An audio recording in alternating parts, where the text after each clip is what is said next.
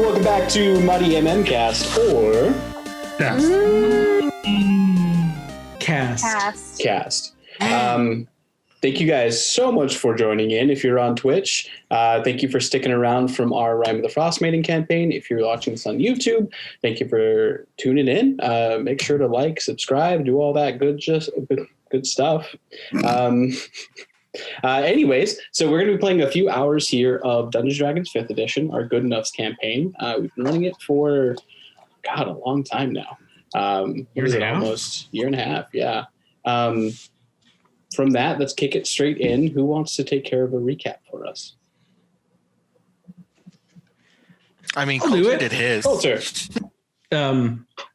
So last time we officially set out from Ashar, from the little shire that is Ashar proper, where we were sent via teleportation circle up into the peaks of conflagration.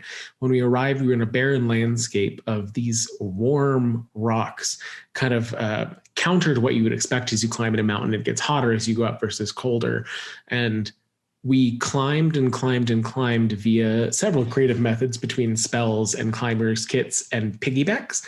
And at our first ledge, we ended up in a battle very nearly to the death with a set of scary mini snake creatures. And does somebody want to remind me what those are called? Because I forgot off the top of my head. Behirs. Baby Behirs, if you will. Thank goodness they weren't full Behirs. And that was a surprisingly challenging battle where we had a couple of people go down and come back up.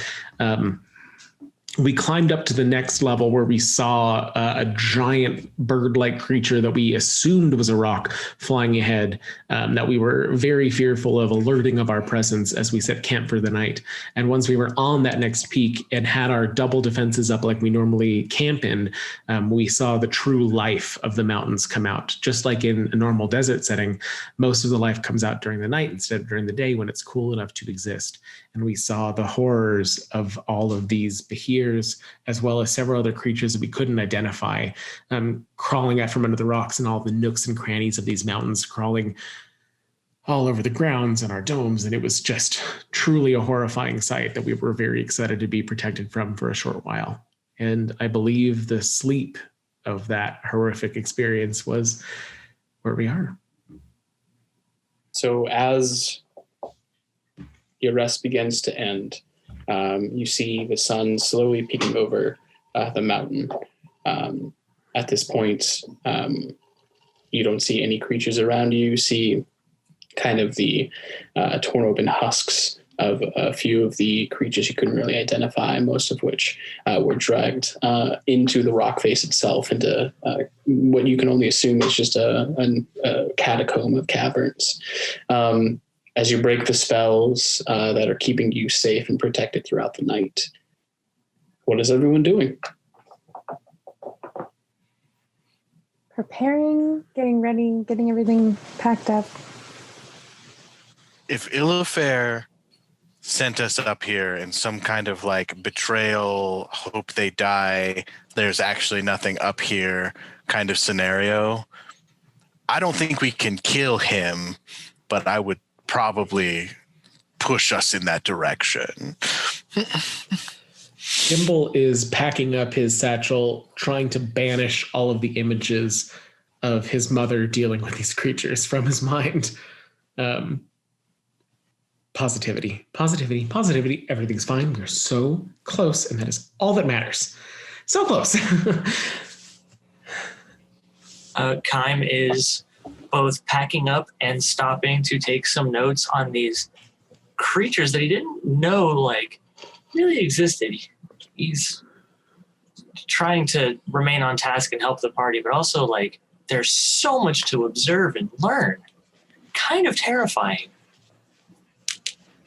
You're sketching in your field journal. As you're getting your bearings and putting everything away, for the most part, your travel for this first day has been just completely vertical.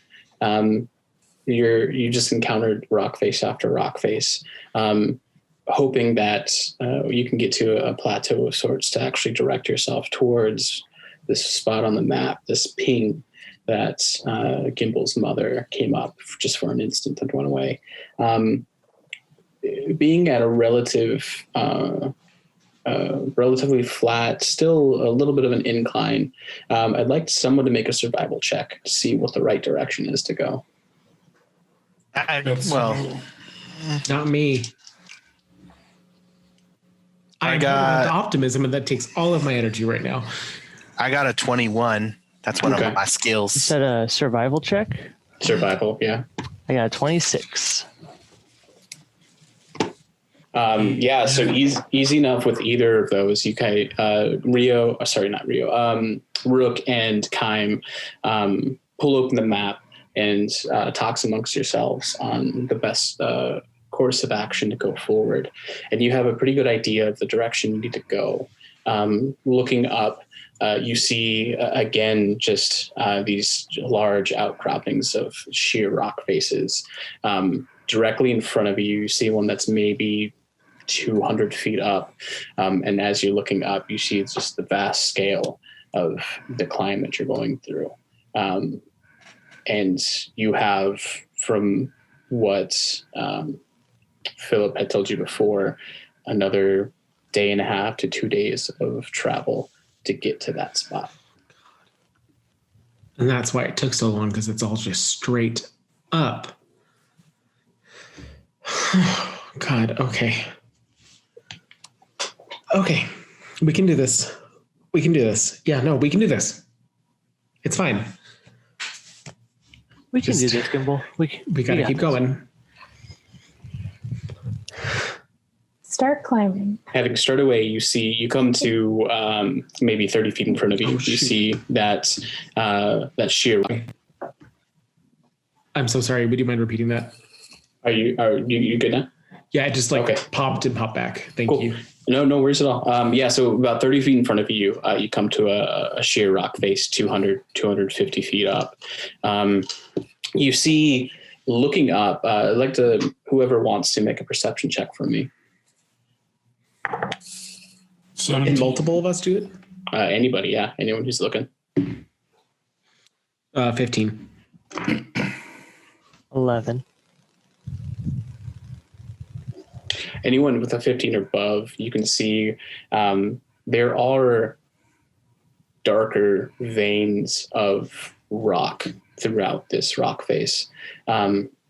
They're pretty sporadic at this point. They're not consistent, but you can definitely see different types of rock up the rock face. Can I try to identify what those would be? Sure.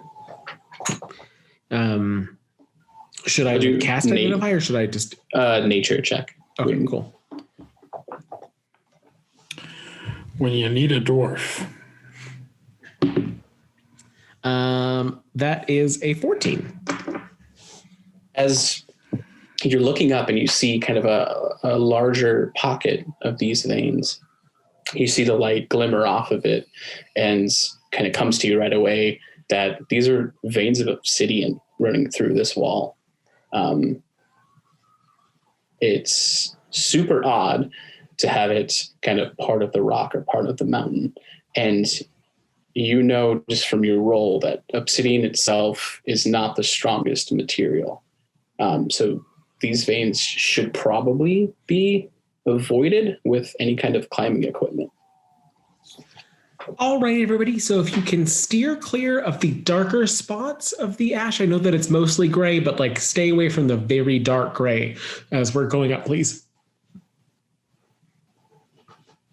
All right. And what is the modus we are traveling upwards? I'm going to do the druid thing and transform into a giant eagle. Okay.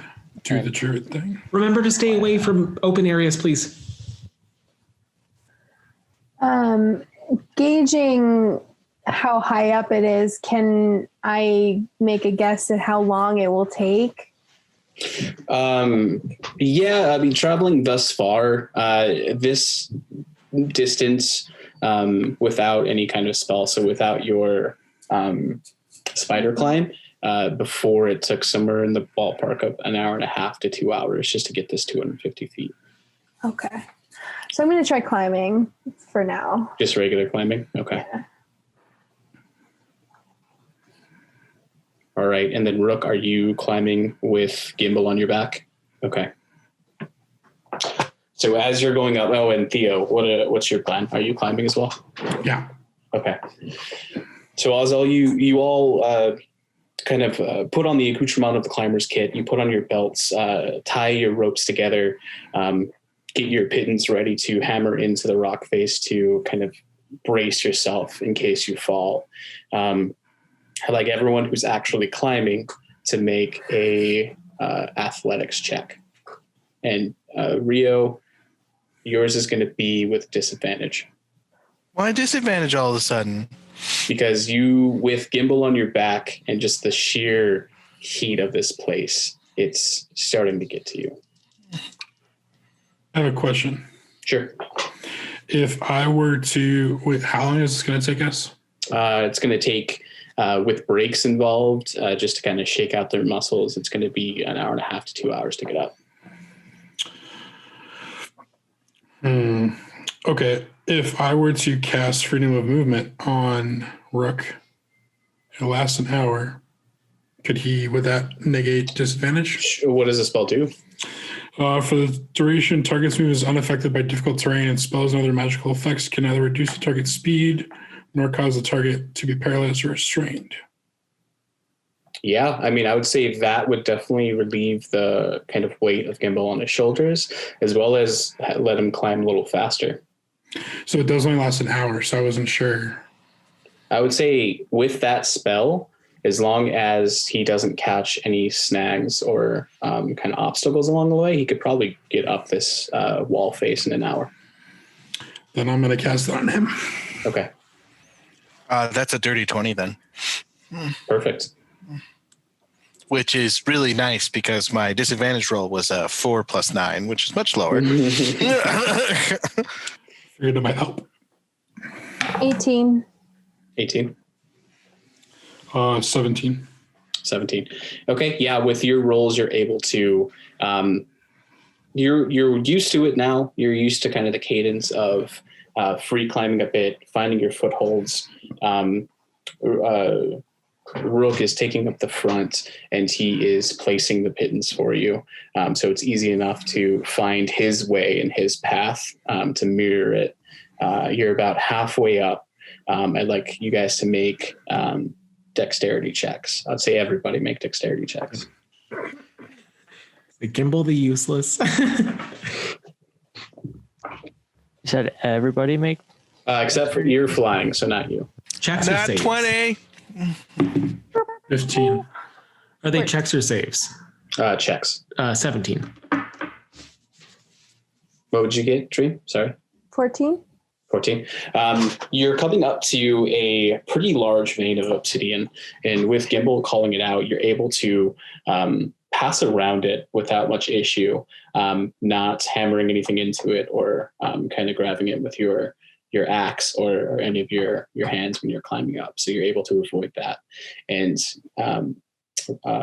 Rook gets up to the precipice of the rock face in about an hour or so. Looking down at you guys, you have maybe 30 minutes of climb time left, but making it a little bit easier just knowing the travel time. Kaim, what are you doing in this?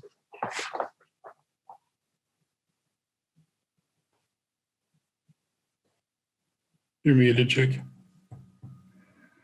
I'm flying close to the cliff face, not out or anything. I'm not trying to scout ahead. I'm really just flying near them above a little bit just to not scout because I don't want it to sound like I'm leaving the party, but I'm flying close and trying to keep eyes out for possible dangers. Okay. Roll a perception for me. I promise I had the stat block up beforehand. That's a lie. He has a lot of stat blocks. It's okay. There are a lot of stat blocks to keep track Druid of. life. There we go. That is a 16. 16. You are flying pretty close to them. When they're about halfway up, I'd say you fly up towards the top of the ridge and look over. And you, with your 16, you don't see any presence or anything waiting for you when you get up to the top. You kind of fly down now, kind of sticking pretty close to them, not wanting to get away. Looking up in the sky, you don't see that same small dot in the sky that you saw before. You don't see the presence of the rock anywhere. Looking down as your friends are climbing up, you do see a small figure almost camouflaged into the rock face itself. And it, you see kind of a skittering and a falling of rocks, just kind of little pebbles. And it kind of focuses your vision, and you look down. As it looks up, you can't really see much other than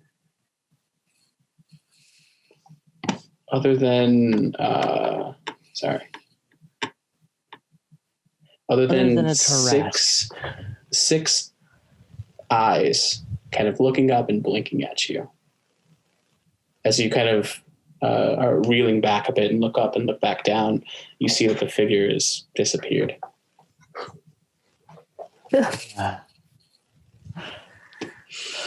So you're all able to get up with without much trouble. Your muscles are starting to ache. At this point, it's getting just almost unbearably hot as the further you get up this mountain. You hit another kind of smaller outcropping here, and you see another vertical ledge going straight up, and the last, say, 10 feet or so jut out into the skyline. So something like this, ostensibly, you'd have to climb up and then go towards almost horizontal to the top of the mountain and then climb up all the way. So much, much harder to climb.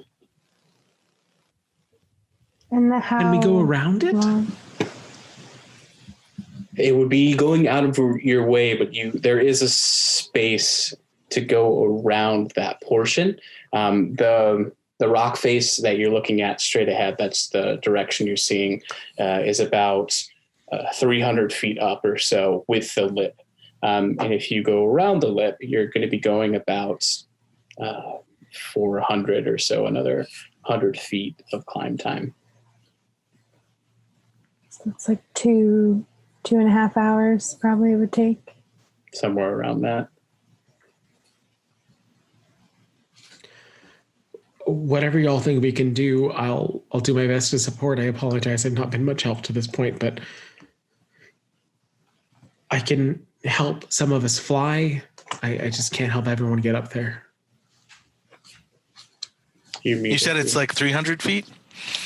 300 to the outcropping, and then 400 if you're avoiding the outcropping.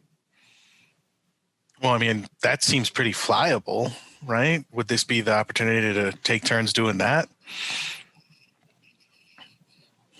So I can grant fly to 3 people. So me, you, Theo, baby girl, you spider climb, you continue doing what you're doing, Kime, right? I'm sorry, Gimbal. I'm just so tired. I think that sounds like the best idea so far. Okay, so I'll cast fly on all of us to be able to get to the top of this outcropping. Oh, I just had a thought. Oh, yeah, I guess you just said it. Couldn't we just levitate up the cliff face? What does the levitate spell say?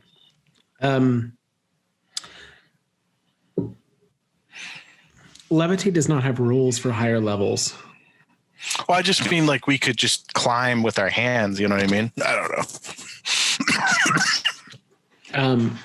If levitate doesn't have rules for higher levels, should we treat it like fly, or is it only a single target? It rises vertically up to 20 feet and remains suspended there for the duration. But they can. Go ahead. Oh, levitate usually they can use their surroundings to move themselves. Yeah, I'd say once you get above that 20 feet, it would be kind of a regular climb. Because at that point, that's what you're like. You're going up that weightless to 20 feet, and then from there, it's like you're out of that levitation. Unless you have another outcropping under you, then you can go up another 20 feet, if that makes sense. So fly is kind of the best option for that. In this case, probably, yeah. Okay, but if I cast fly on Rook and Theo and Dream, or Rook and Theo and myself, then we can all go up there and Dream will use spider climb. Yeah. Okay, cool. Then I will. I'll cast that. Okay. Yeah, you cast it on the three of you. Dream, are you casting spider climb? I gotta go probably halfway up regular climb because it only lasts an hour. So. Well, I'll hand Gimbal to Theo and then I'll just carry Dream. Well, okay. Yeah, I mean, Gimbal has a cast on him, right? So he doesn't need to be. I had 3 people. Oh, I thought you were only casting it on 2 to save the spell slot. I'm sorry. I mean, I can do that too. If one of you can take Dream and one of you can take me, that's fine. I didn't know how strong people were. I mean, I got a 20 strength, so I'm pretty sure I can pick up Dream, no problem. I mean, I can try and climb it too, and we can save some of the spell slots because. Well, we're spending the same amount of spell slots. It's just you don't have to climb. Less risk. Well, because I can carry you, Theo can carry Gimbal. I mean, like it's the same amount of people flying. That's all. Okay.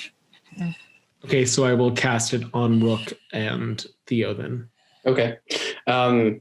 Yeah, you cast the spell. You feel the weightlessness and kind of the familiar ability to fly. You're up in just a few minutes, honestly. It's strange to have this kind of stark juxtaposition between like climbing and flying, because like what would have taken you 2.5 hours takes you maybe 5 minutes if you're going carefully. So you're up there in a flash, and you don't see, as you're kind of still levitating, hovering off the ground a bit, you don't see any creature or anything waiting for you on the plateau. We should land here before I lose concentration. I don't want to drop anyone. Okay.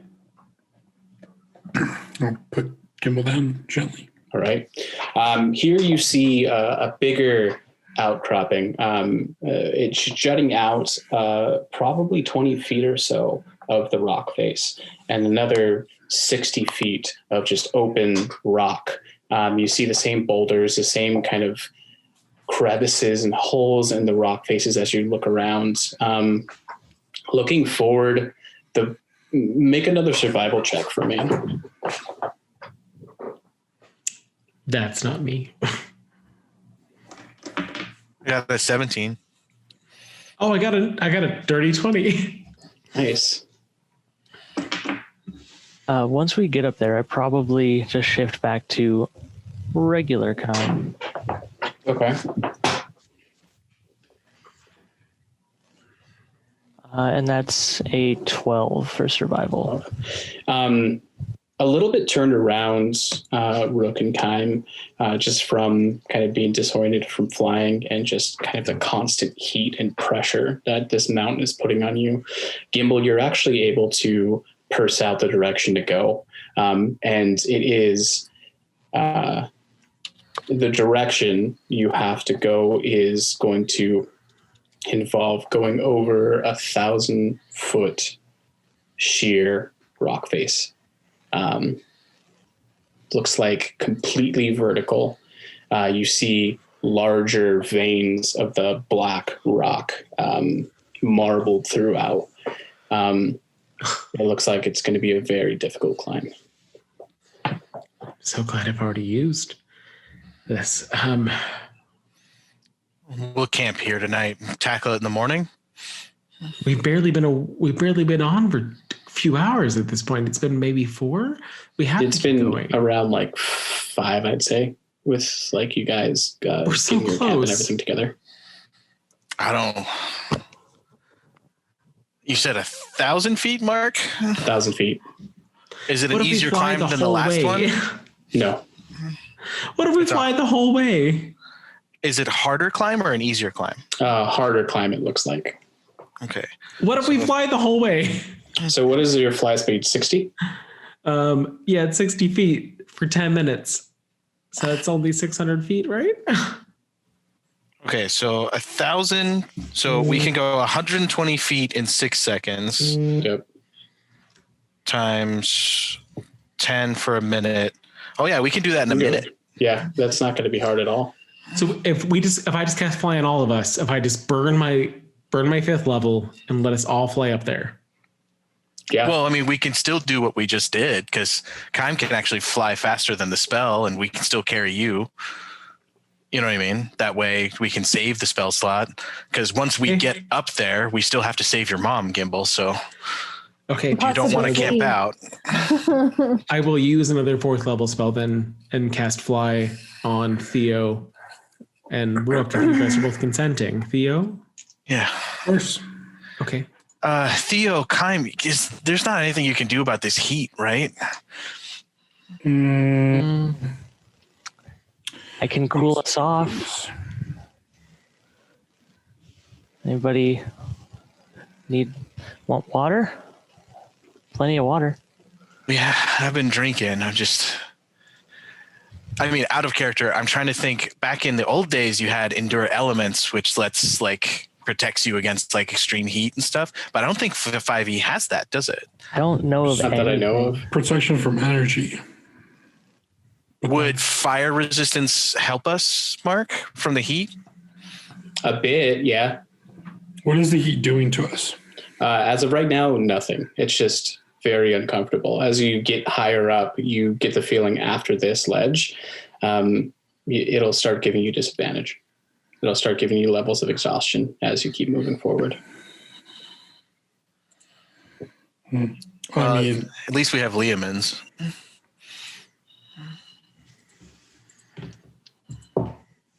Yeah, because even protection from energy, I can only cast it on one person because it's a concentration. It only lasts an hour. Oof. They really don't want you to go to the plane of fire in 5e, do they? Let's just spend lots of money on rings of protection. Well, let's get up this mountain face and face the next problem. I mean, if it only takes us a minute, I guess we could probably keep flying. I don't know. Well, let's land and figure it out, okay? We'll fly against the face as much as we can and go from there. Before we go, can I cast Commune with Nature and see, once we get up this section, what else we have to go? I get a 3-mile radius of knowledge of the land. And that just comes, or do you have to ask a thing of nature? It just says you briefly become one with nature and gain knowledge of the surrounding territory in the outdoors. The spell gives you knowledge of the land within 3 miles. Okay. Yeah, you can definitely do it. I get 3 facts, such as terrain, prevalent plants, powerful celestials. Okay, so I want terrain, how rough the terrain is, how much taller until the summit, and then any fiends or fae or anything waiting for us. And I might regret asking that one. Okay. I just see you casting that, and this little bush builds itself into a little phone, and you pull it to your ear, hello, nature. As you cast the spell, what does it look like, Kai? I imagine that I just kind of look up towards the rock faces and close my eyes and start turning almost a shade, instead of blue, like a shade of gray to almost match the stone, as I'm just trying to get a true sense of the hellscape we're in. Okay. And your first question was how much longer until the summit, right? Yeah. So you pull your senses out and kind of envision this peak, this mountain, It goes 3 miles out, and you're not at the summit. You don't have a good understanding of how far the summit is, but just by the sheer scale of this thing, you're not close to the summit. What was the second question? The type of terrain, does it get really like jetty and rocky and soft and dangerous, or does it stay pretty like what we've already ascended? After about a mile or so, it evens out a bit. It's not as sheer of rock faces, but you do feel the presence of the elemental plane of fire. You do feel these pockets of magma, pockets of extremely hot rock all around, up to the 3 miles out. You also feel at the very kind of far end of your perception, you feel an abnormality. You feel something that isn't part of the environment. You feel something that has been changed in the environment. And what was your last question? Kind of what's waiting for us, what's around us, and what's watching us. Any fae or fiends or anything like that? You get the distinct feeling that there's probably some fiends at that same spot at the very edge of your perception. Okay. As I kind of come back and come to, Rook's waving his hand in front of your face. Sorry, Rook. You also feel the existence of, as you're getting up, maybe a mile and a half up the rock face, you feel the presence of elementals, fire elementals, kind of flickering in and out of this plane. But you can definitely feel a strong pull as you're getting closer to this place.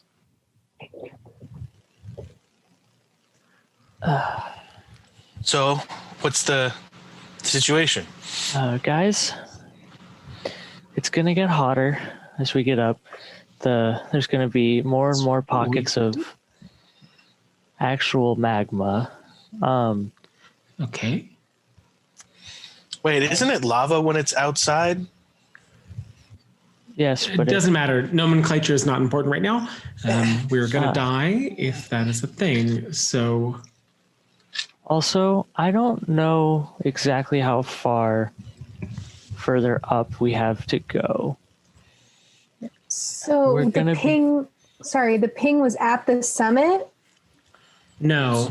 At the edge of his range. No, and when they pinged on the map, it wasn't at the summit of the mountain. No. And meta, he saw something that wasn't right, that was not part of the landscape. Okay. Sorry, didn't mean to interrupt you. That's okay. I don't know how far up we have to go, and not only that, we're getting close to the plane of fire. I feel it. I know it, and I know all of us can feel it. There's something different at the edge of my sense, and I'm worried it's going to be waiting for us. Different is good. No, different's what we're looking for. Something, it didn't feel right. Maybe That's out of good. place. That's good.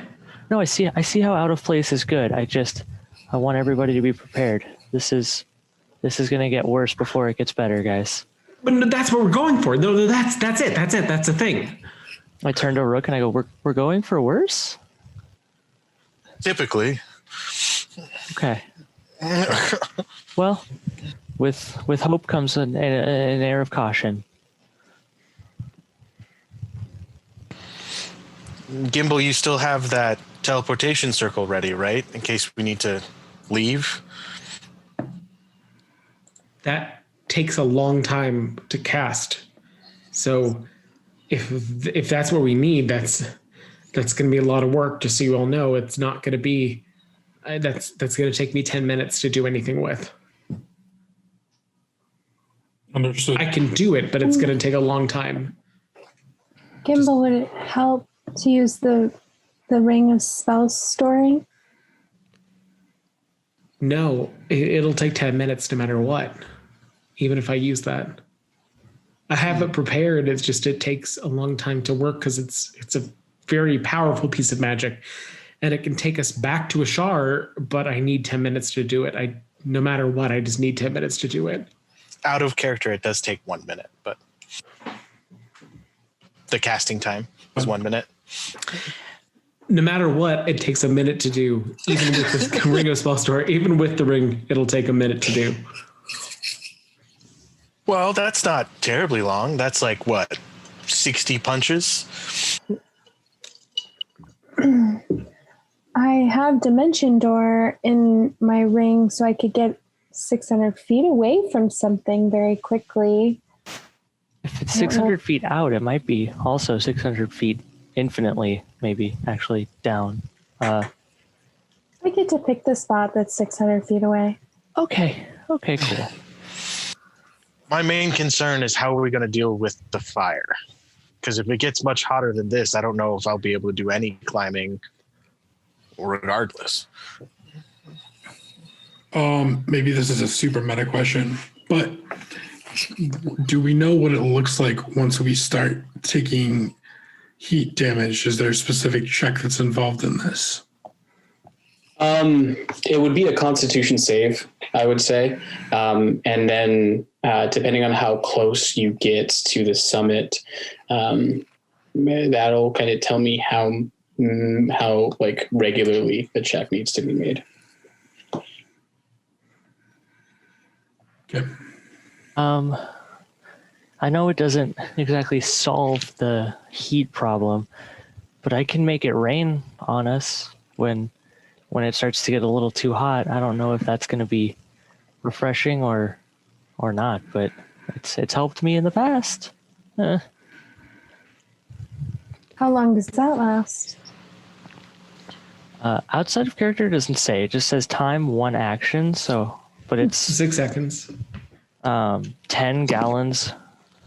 Or I create rain in a 30-foot cube.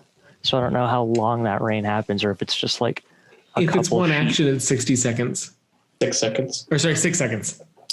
Okay. Can you move the rain cloud, or does it stay in that one spot? It's 30-foot cube, so it could be like that. We could like climb Just through create it. or destroy water, right? Yeah. I mean, I'm really just grasping at straws here, trying to figure out how to solve this. Like, we're going to be standing next to lava problem. Where was the oddity? Where was the thing that you saw that was not in place? It was way far away. I tried to see up and see how far we had to go, and it was at the end of my connection. That has to be where you have to go. That just has to. I mean, everything else here has been here for. I mean, however long the conflagration peaks have existed, we know that nobody comes up here, that they can't come up here. So something's out of place. That has to be it, right? Am I crazy? Am I just grasping at straws? No, I mean, dude, when you say oddity, what do you mean? I mean, something that just doesn't belong. So like weird colored rocks, or like creatures, people, a building? Something living. And out of character, Mark, if I'm totally missing what you said. So yeah, what you sensed was something that wasn't part of the environment, not necessarily living, but a structure of some kind that shouldn't be there. It wasn't part of the environment, so you couldn't really, your senses didn't really like tell you what it is, what it's made of, or like how big it is, but you know that it shouldn't be there. Almost like a black hole. A portal. Kind of. I relate to everybody then. Maybe some sort of structure or object or something that didn't occur there naturally is the best way that I can describe how it felt. Well, then that's definitely our goal. All right, well, we're not getting any younger. We're not getting any cooler. Except for Theo. Theo's always cool. Oh, So what's the plan? Are we gonna fly? Yeah, I'm trying to figure out how far we can fly in the duration of the spell. You could probably get 2 miles in the duration of the spell. Okay, so 6-second increments, 10 minutes, that would be 600, right? I'm not good at math. We can do 120 per second, and there's 60 seconds in a minute. So that's 10. So 10 times 10. So times 100, we can go 120 times 100. We can go 12,000 feet. So that's like what, 2 miles? Yep. A little over. So like what Mark was saying, like 2.5 miles. Yeah, I would say 2 miles. As you get closer and go further up the mountain, it gets a lot harder just to move. I know it's in the air, but just the kind of sting in your eye and just the heat that's pressing down on you from all sides. I'd say you probably can get 2 miles. It's better than climbing. I mean, how close will I get us? But once we get up to 2 miles, is there anywhere to stop? I can't just cast it again from the air. I mean, So, and from what Kime tells you, this thing was at the almost far reaches of his perception. His perception went about 3 miles. So if you have your climbing kit ready, I can stop us at 1.5 miles and give you time to try and ground yourself in the wall, and then I will have to cast it again to go the rest of the way. right. If we can do that and still get home, that sounds like the best plan. We can still get home, but that's all we can do for that. I have other things. I have other things I can do, but that's all I can do for this. It's more than any of us can do, Gimbal. Thank you.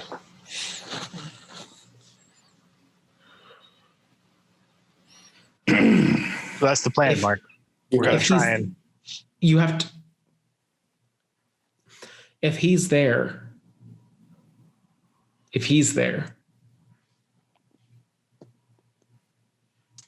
then that's all I will have left.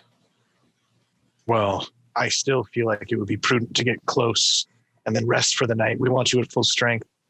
I don't think we're going to be able to rest once we get there. That's my only worry. Maybe we will. I mean, maybe we will, but I don't know if we will. Just know I can't. We can fight, but I don't know if I can get us home after we fight. So be ready to stay wherever we are. Well, if it's good for the goose, it should be good for the ganders, right? Right. If they're keeping your mom there, it must be safe enough for us to be there. I don't know how much credence they're taking towards taking care of her. But no, I can do it. I can get us there. All right, let's not waste any time. We got precious minutes. Okay. So you're casting the spell. Are you using a 5th level spell? No, I'm using a 4th level spell because we are doing the 2 and 2 again. Okay. Who's carrying who? I've got Gimbal. Okay. He's got Dream. And then you're going 1.5 miles and stopping. Yes. Okay. So as you cast the spell, lifting off from the ground again, and Kaim, I'm assuming you're doing the same beast shape, right? Okay. Kaim, it might be just as Rook. Would it not be safer in the long run, especially if it's going to get hot to where your wings, would it not be safer to turn into like a mouse or something and sleep in Theo's beard?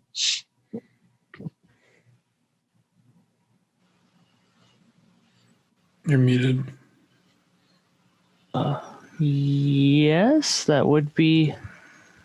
Because we're going to be flying via magic, so exhaustion won't be as much of an issue, but I'm worried about you flapping your wings for 2 hours and getting tired.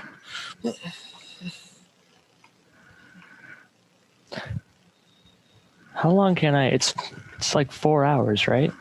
You can stay wild shape for 4 hours. I'm just worried about you because the rest of us are flying via magic. You have to fly the normal way. Fair. Just come with me. Okay. I will wild shape into something fun and small. Just don't turn into a fish because you're going to roast up here. A mouse. That's Just true. be a mouse. I'll carry you. It's okay. I'll turn into a rat. I love rats. Cute little tails. Okay. And then Huge balls, though. So I'll nestle him with me while I'm being cured by Theo. Okay. And how close are you staying to the rock face? I mean, I want to be able to touch the rock face if I can. Okay. So as you go up, flying at safe speed, going to a point that you can see a little further than a mile and a half, you can see a kind of a small little outcropping, enough just for maybe your party, that you can touch down on. As you are carrying your companions, your muscles starting to ache by just the sheer pressure. You feel the lactic acid build up in your arms and your back. As you land down 100 or a mile and a half out, you can definitely feel the aches in your muscle. And if you do that plan again, you're probably going to have to make a check to just keep hold of them. Is there an outcropping? Can I stand here? Or No, yeah, you guys, this is enough for everyone to stand. It's maybe, 5 foot by 15 feet. I'm going to take some rope out and make kind of a backpack / something for Dream to sit on to where she can put her arms over my back and she's tied to me essentially. Okay. So I'm not using my arms per se, but I'm still carrying her. Okay. Theo? And Do you Gimbal wanna- sit on my shoulders? Potentially. I also Holding onto his beard. I Or his big wonder- old furball gears. can we, since Keim's stuff fuses with his new form, right? Mm-hmm. Can we empty out a backpack and put Gimbal in a backpack?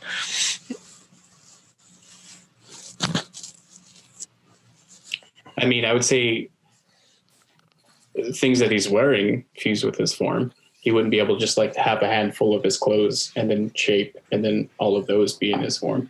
Well, I was just thinking we could put stuff from his bag, like we could empty a backpack, put those stuff into other backpacks, and then have an empty backpack and then use that for Gimbal to. Yeah. Basically wants Gimbal to shrink down with Keim. In the backpack. No, not shrink down. I just figured, like, if we have these big. Oh, use a adventurers backpack as got it. I as was a like, papoose. A little Bjorn. Yeah. Easier for me than anybody else. Well, it's easier for, because then you don't have to hold on with your thighs or anything.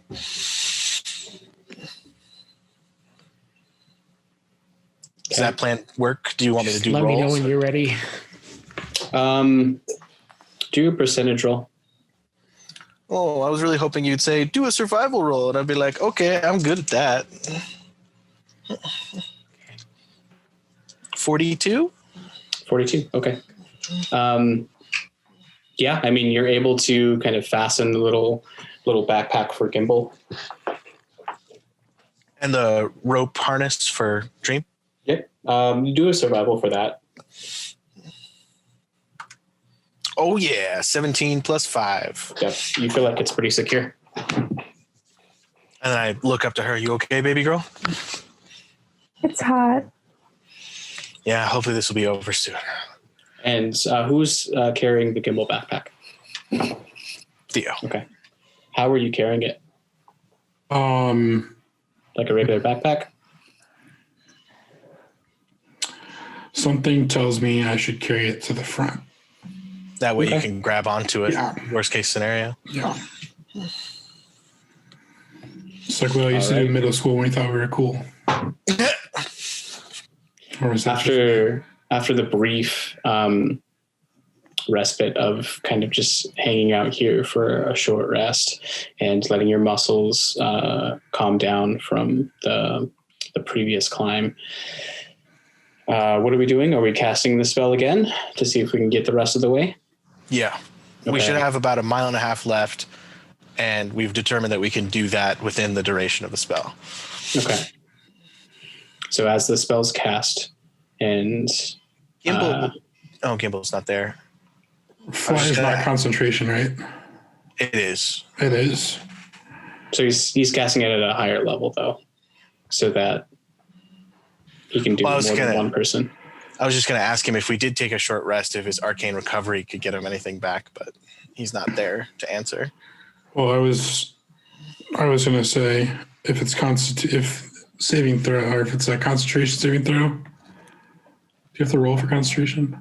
Yeah, it's just a con ability check though. It's not a saving throw. So if I did enhance ability advantage on constitution checks, That would work for concentration, yeah. do we think it's worth it? I think it's worth it for I sure. think so. Okay, then I'm going to cast Bear's Endurance on Gimbal.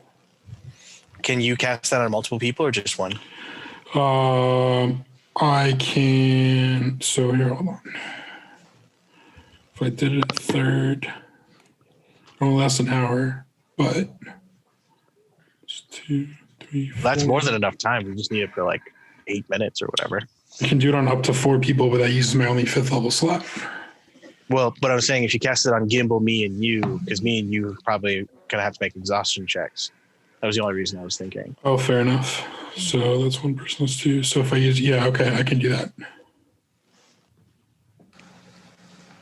So I'm gonna use a 4th. I'm gonna use a 4th level slot, and I'm casting Bear's Endurance on Gimbal, Rook, and myself.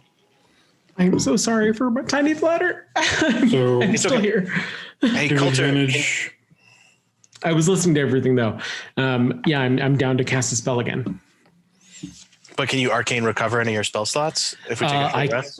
I can arcane recover. Yes, yeah, some of them. Yeah, Okay, good. I think one of them. Yeah.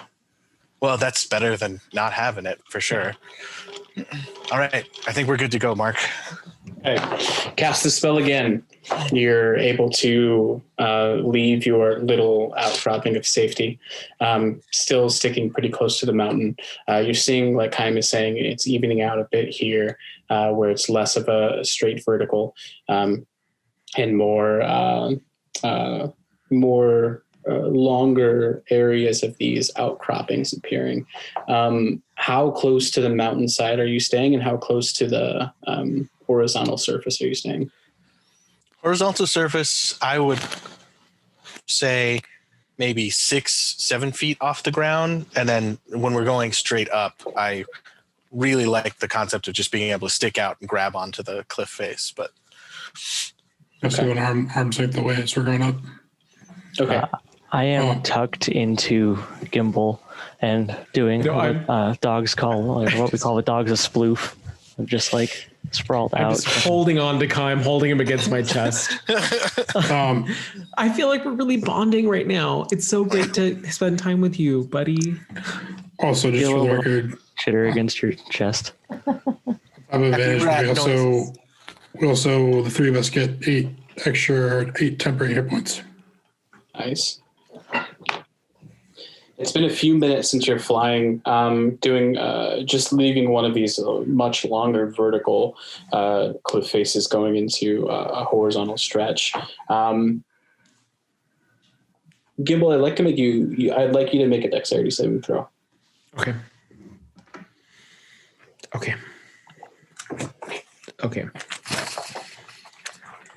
Oh, Lord. it's the most important deck save of your career. 18. 18.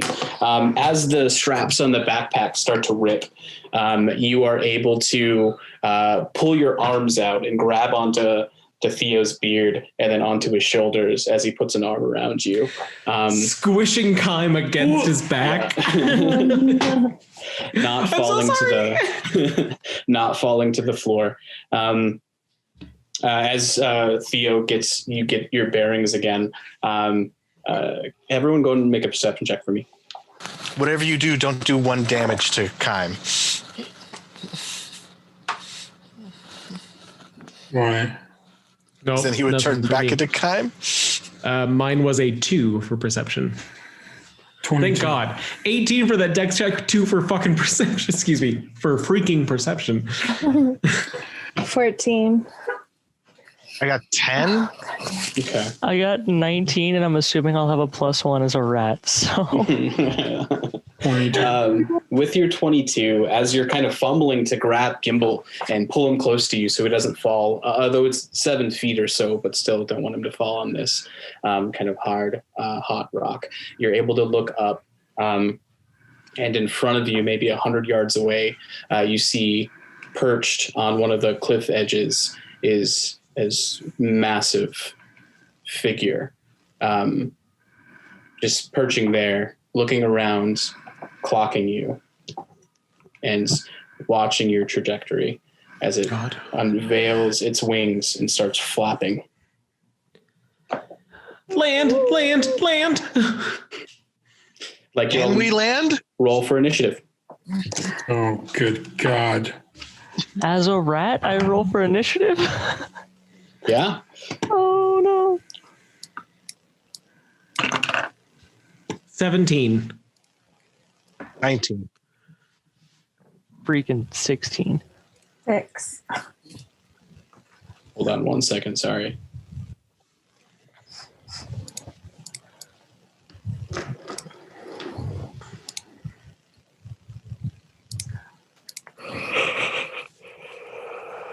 All right, give me those initiatives again.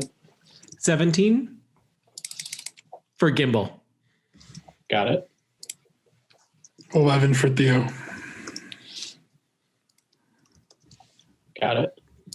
16 for Kime. 6 for Dream. Ooh, got it.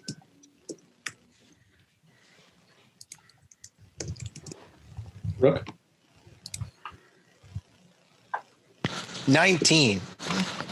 19 for Rook. It's so big. All right, and then the Rock gets...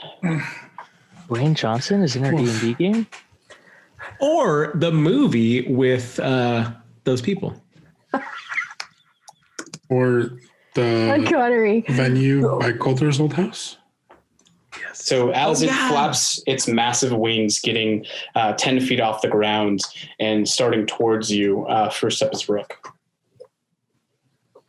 So I'm going to call out, keep Gimbal safe, and then we'll still be able to fly.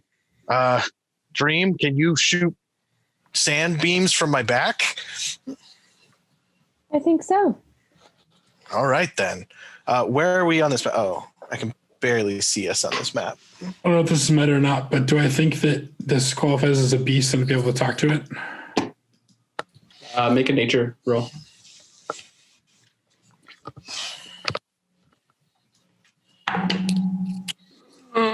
17. This is not a beast. Okay.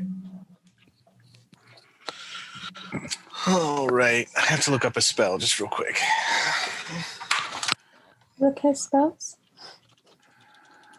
Dream, Yes. I'm going to give you haste. Can you do that and keep up the fly at the same time? No, I said we should land. Are we still flying? I don't have figured if anywhere we're to fighting land. a rock.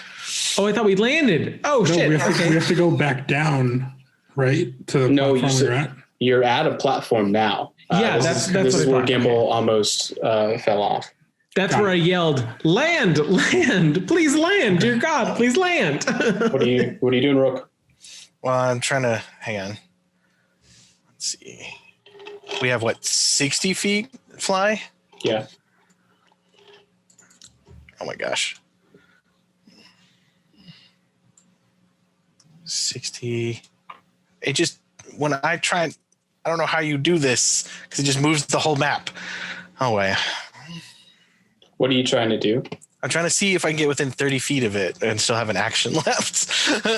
I don't know where it is. It's at the very, very top. Never mind. It's a bonus action. I'll get within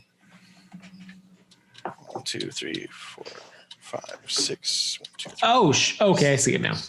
Great.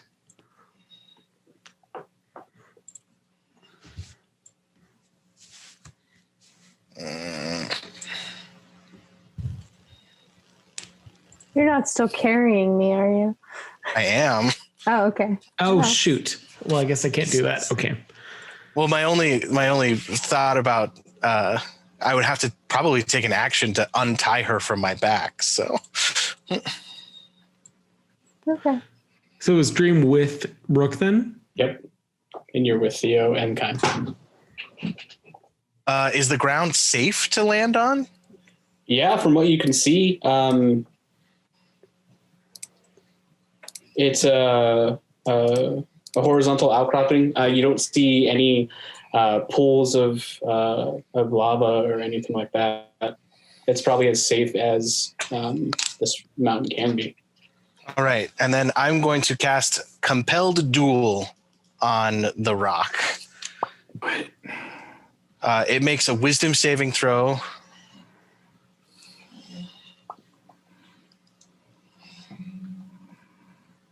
No whammies. Is Dream with Rook now? Okay. Yeah. Shoot. Okay.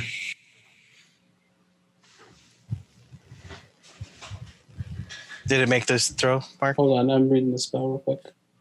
Oh, I was going to read it to you after you made the saving throw. It's helpful if we read it on camera. It's educational. So if it fails its saving throw, it's drawn to me, compelled by my divine demand for the duration, which is concentration up to a minute, has disadvantage on attack rolls against creatures other than me, and it must make a wisdom saving throw each time it attempts to move more than 30 feet away from me. Okay. Wisdom save, you said? Yep. Okay, that is a 4. It fails. Okay. So it locks its eyes on you, beak chittering. And then I go, well, that was a plan. Next up is Gimbal.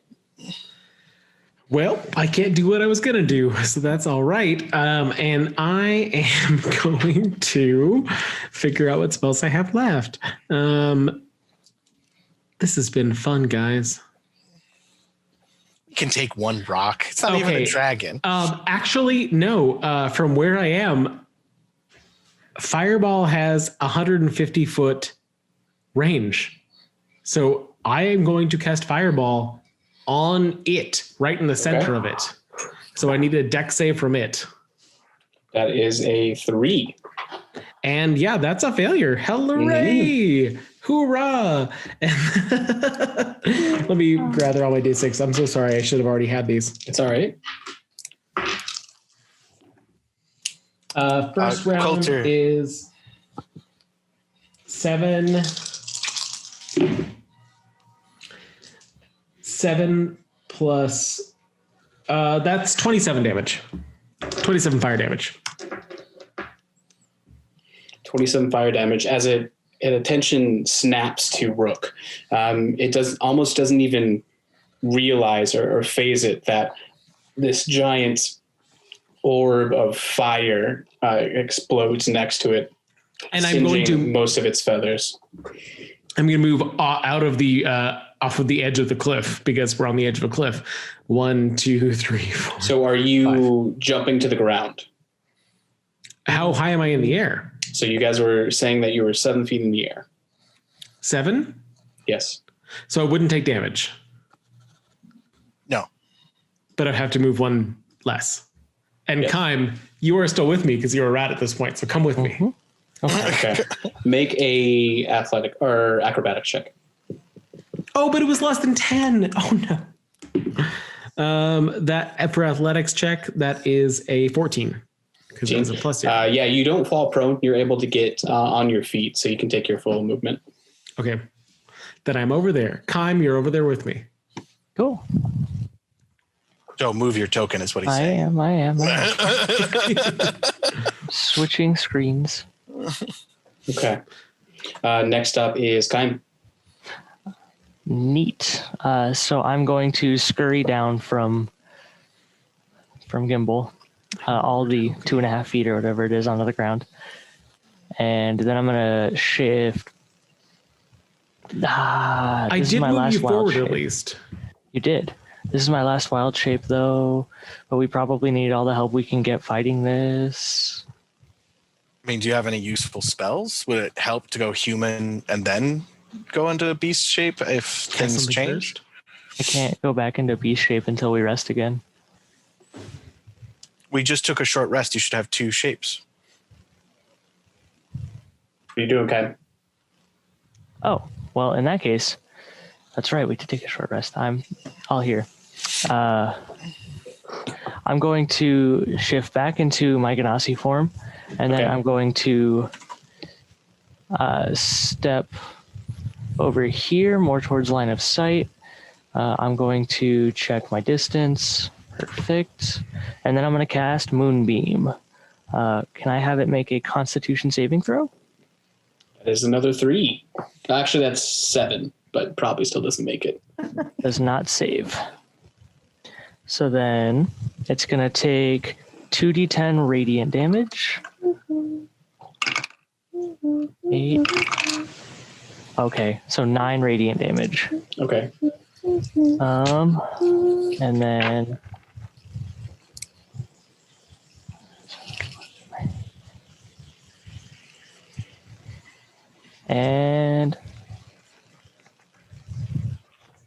okay, so it says when a creature enters the spell's area or starts its turn there, it must do the con save. So it's not when I cast it, right? So, I mean, we can save those rolls. It just doesn't take that damage till its turn. Okay. Right, Mark? Is that okay? What did the spell say? Sorry. It says when a creature enters the spell's area for the first time on a turn or starts its turn there. I didn't realize that it was not when I was casting it. Yeah, I could just save that damage until its turn. Okay. Which is next. So. Okay, then I'll just cast it and end my turn. Okay. So it's Rock's turn. As this giant beam of light goes down, engulfing the rock, you can see the feathers that were singed kind of fall off of the beast as it goes up a bit and lunges forward towards Rook in Dream. It goes to make an attack on Rook. Does a 21 hit? Yes, we didn't buy me armor. As it charges forward with its talons grasping you, you take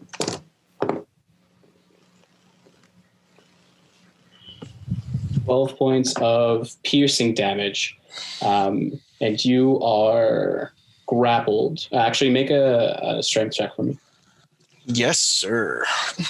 At strength athletics? Yes. 24. 24. As it clamps down on you, one of its talons piercing into your back, you're able to shrug it away. Next attack going for you as well. That is a 23 to hit.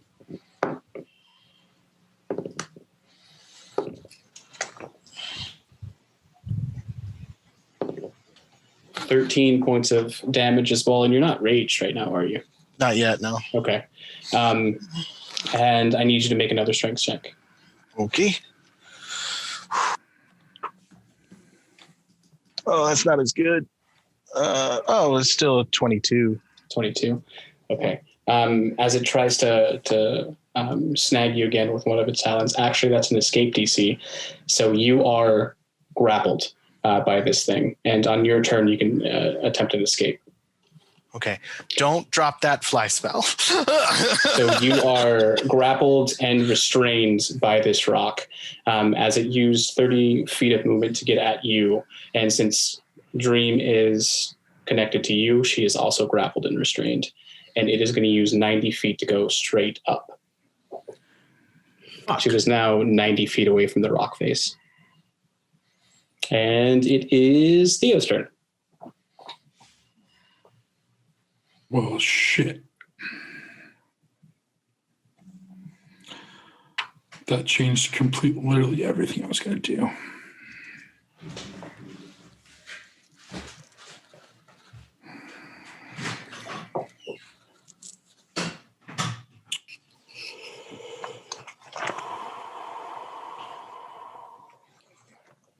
What you doing, Theo? Okay, so I can fly how far? 60 60 feet. feet. So it's 90 feet or it was. Oh shit! I can't do anything. And you can't fly double speed, right? You can. Yeah. Yeah, you can. So it was 90 feet away from me. So 9 to 90, so 180 feet. Crap. Well, if you flew 60 feet at an angle, wouldn't that get you pretty close? I'm confused. I thought this was straight up. Yeah. We are on a flat ground. It flew 90 feet up. Yeah, you guys are on a flat horizontal plane here. So it is 90 feet away from you, or whatever that number is, and then 90 feet in the air. Pythagorean's theorem again. So from 127 feet away. It's 100 feet horizontal and then 90 feet vertical. 100 horizontal? Yeah. So 135 feet. Hank has his Pythagorean's theorem calculator up because we've had to fight in the air. So, Oh, God. and Coulter cannot figure that out off the top of his head. Doesn't matter what my job is. Oh, God. Oh, God. Oh, God. But if you flew 60 feet towards it, couldn't you get within like 90 feet?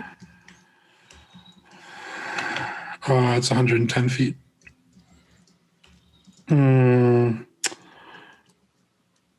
Crap. What do I have? Doing, buddy. What do I have? Woof. Bark. I'm just going to fly 120 feet towards it. Okay. Diagonal. Yeah. Try and get up to it. Okay. All right. Next up is going to be Dream. You are currently grappled and restrained by this thing, connected to back with Rook. Can I cast a spell? Yeah. I would like to cast command, and it needs to make a wisdom saving throw. Okay. Mm-hmm. Let me check just in case. Sand wraps around the rock's face, trying to get in. Its brain. You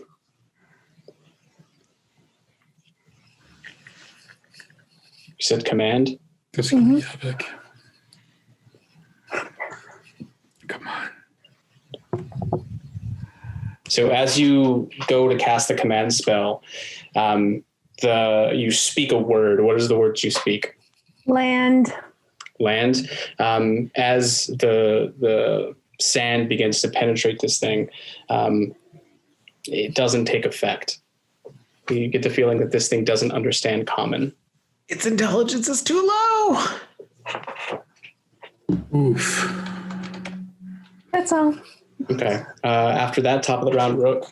Actually, I'm sorry. I'm going to touch my ring. Oh, actually, I think that'll affect Rio too. Never mind. I'm done. Okay. Well, what would it be? Because it My might armor not. of Agathis. Oh, I guess armor of Agathis if you're not attacking me, but we're still touching. Can you cast it on me? Well, the problem I'm thinking is like if we're together, does the damage you take, does that get you? You want me to cast it on you? Well, because I have it compelled, so it's compelled to attack me. Not anymore. It's not. Why isn't it anymore? Because we did damage to it. not to be that guy, but Let's just go. I said I ended my turn. I don't want to delay things. It's fine. So the spell ends if you attack any other creature. If you cast a spell that targets also a creature on the target. If a creature friendly to you damages the target or casts a harmful spell on it. So at this point, they haven't yet. Because someone had attacked it. No, well, he did the fireball first, and then nothing else has touched it since it moved up. Oh, I got my order mixed up. And since Dream's spell didn't take effect, I'd rule that hasn't affected it yet either. The armor bag at this could still work? Potentially. And it, to your point, Dream, it wouldn't affect, it only affects the creature that attacks you. So even though you're right next to Rook, it wouldn't affect him. Cast it. And vice versa. Okay. I cast it on myself. Are you on yourself? Okay. So as you feel the aura kind of surround you, familiar aura, a little bit more protected than what you were before. Top of the round, Rook. What are you doing? I am going to enter into a rage, which means I have to roll a d8 and open this book because I can't remember what any of the things do. 8. A bolt of light shoots from my chest. Another creature of your choice that you can see within 30 feet must succeed on a Constitution saving throw or take radiant damage and be blinded. Ooh. So I need a con save. Wild magic barbarian. I love it. That is a 12. So that fails. So it takes 1d6 radiant damage. This is a d6. Just roll that. 5 radiant damage, and it is now blinded. Ah. Yes. That's what you want in something that's holding you 90 feet above. Well, and then I would like to use my action, now that I'm raging, to break out of this grapple with advantage. Oh, I guess we're still on the fly spell because I was going to say, oh my God. So that's going to be an 18 plus 9. Yeah, that definitely breaks out. All right. And then I'm going to fly 60 feet back towards the ground. And that's everything I can do in a turn because breaking the grapple, I believe, is an action, right? Breaking the grapple is an action. You got it. Yep. So it being blind and you breaking away from it, going 60 feet down, it's going to see if it can see you with it. So he has advantage. This blind gives him disadvantage. And I rolled a natural 20. So he clocks you as you're going down towards the rock face. It's making another sweeping attack at you. So 60 feet towards you. Does a 19 hit? No. Okay. Oh, actually, yeah, it does. I still don't have armor. I thought we gave you armor. I totally we did that. We left with it. We couldn't afford it. No. We had the whole argument where Rook was like, "Let me give you this amount of gold, and you'll go get armor on your own, so you can leave." And I counted that off of us. So you take 16 points of damage, not reduced yet. What was your question? You rolled a 20. Was that a critical hit? It was a natural 20 to see him, not to hit him. Yeah. And you are grappled and restrained once again, as it flies up another 60 feet into the air from where you were. But it dropped. You said because he went 60 feet down. So it's where it was. Yeah. So it goes up another 60 feet. From where it was. Yeah. Yeah. Okay. So it was exactly where it was the previous turn. And its second attack is going to be on you. And since you are restrained, has advantage. It's a 23 to hit. And you take. I should have cast it on you. It's self only. I looked it up. Oh, okay. Good to know.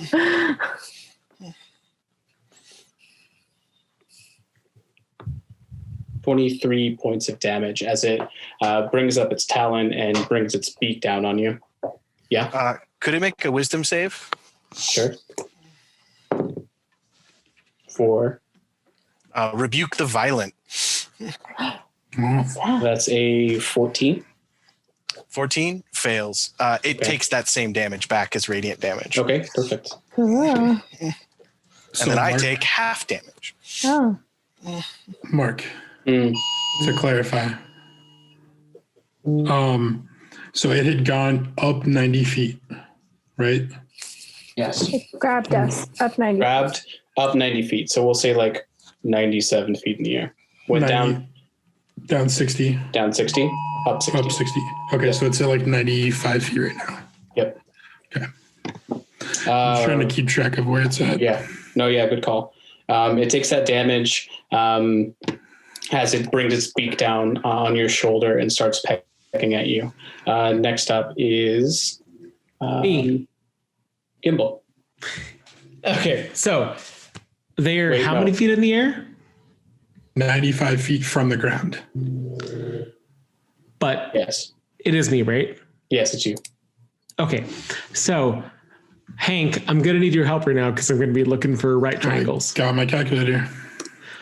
Okay, so I am going to be moving 1, 2, 3, 4, 5. Okay, so I am, 50 feet. and then up. 95. So it's 50 by 95. Hey, Oh, wait. So you're just moving 50 feet. No, what it's is 50 my away from him. what is my line from it? So you're just moving 50 feet forward, correct? No. No. It's He's- currently 50 And feet. can Coulter answer the question? I moved 25 feet, but that is 50 feet from it. Right, but you're staying on the ground. Yeah, That's what I need to know. You're 110 feet away. I'm going to cast Fireball on it again. And I'm going to cast it on the other side, so hopefully it will not hit them. Okay. Okay, yeah. I'd say you could probably, since it's only 105 feet away and the spell's 120, right? 150. 150. Yeah, I'd say you can clock a side of them, and it's a huge creature. You can clock a side of it. That's not going to affect the other two. Okay, let me know. What do I hit? So the dex, his dex check is 17. That meets my DC. Okay. So he takes half damage. Yep. Okay, let me grab my 8 real quick. Oh fuck. So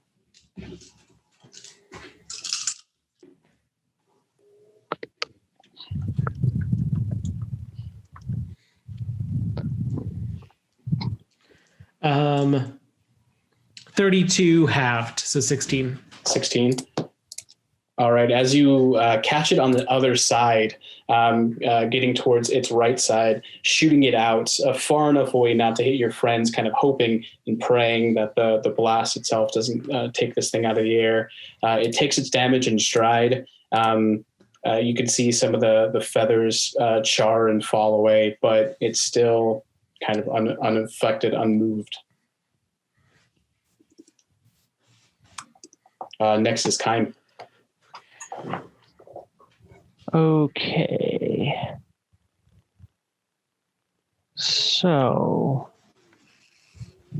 what I think I'm going to do, I don't know if this is going to work at all. This is a wild idea or a wild spell that I found that I have. I like wild ideas. Let's hear it. Okay. So, Oh, but Axe Beak Blimp, that's too wild. I get it. This is a whole different group.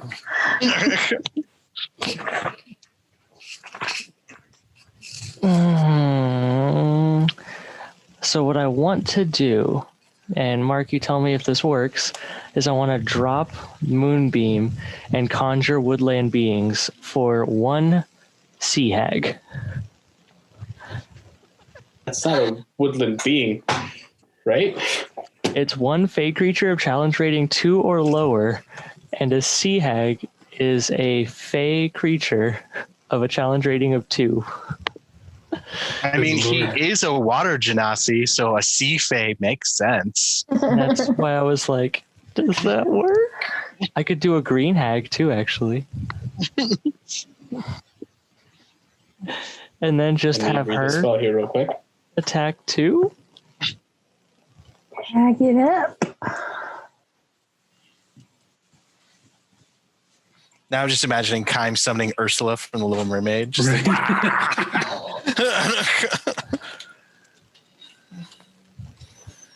And if not, then if this doesn't make sense or work, I have a backup plan. I mean, I would say as spell as written, you're able to do it. Yeah. Where are you summoning it? I'm going to summon Milady. We'll say, what's the range? She's going to hate it here. 60 feet. It really is. She's going to hate it. Can I get any further? No. 60 feet, so I guess here. Okay. Can you copy paste your token, or here I can do it? Sure. How do I do that? So that is your sea hag. As you rend her from the Feywilds, as she comes into being, she stark difference from her home habitat. She reels back as the heat and pressure kind of bog down on her. You now have a sea hag on the floor. Go ahead and roll initiative for her. Let me look up her stats. Wait, you hadn't looked up her stats yet? No, I looked it up. I just went to a different hag. Okay, good. Yeah, no. Eyes were drawn to another hag.